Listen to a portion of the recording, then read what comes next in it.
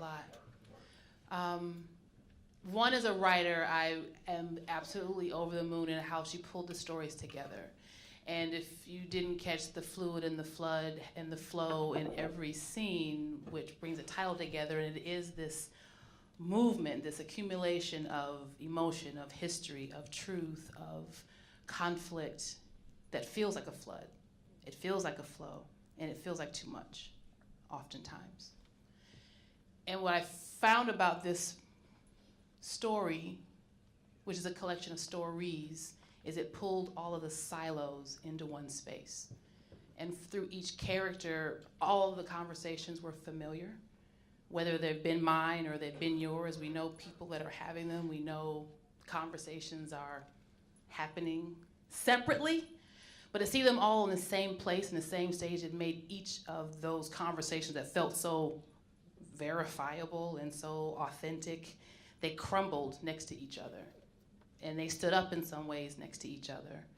And it just reminded me of why this is so hard. Because it's easy to have the conversation as the guy who wants his kid to beat up the little dark bastards, if that's his story and has been his story. And the other part about this experience was it wasn't just the story of this incident.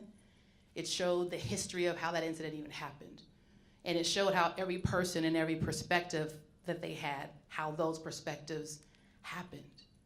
And we can't keep looking at all of these incidents as isolated moments, as one bad thing that happened to one bad person on one bad day.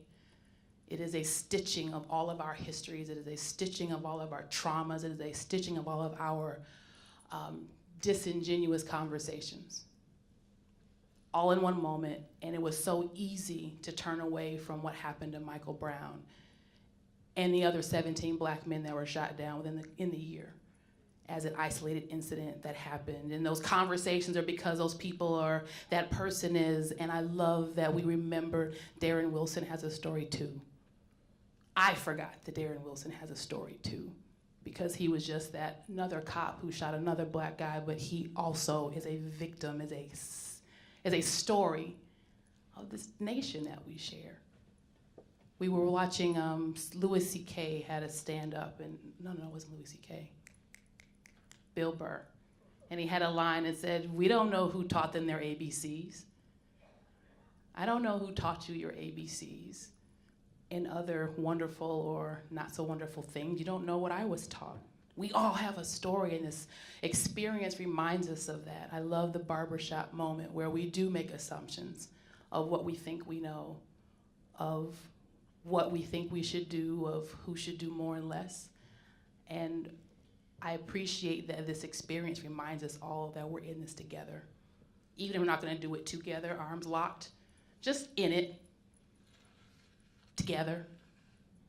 So what happens to you affects me, affects him, makes it hard. But everything great that's worth it is hard. This is hard. Knowing that this is gonna happen again tomorrow is hard.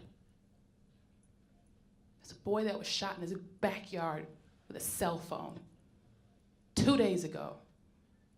She's gonna have to make another play about that too. It's hard.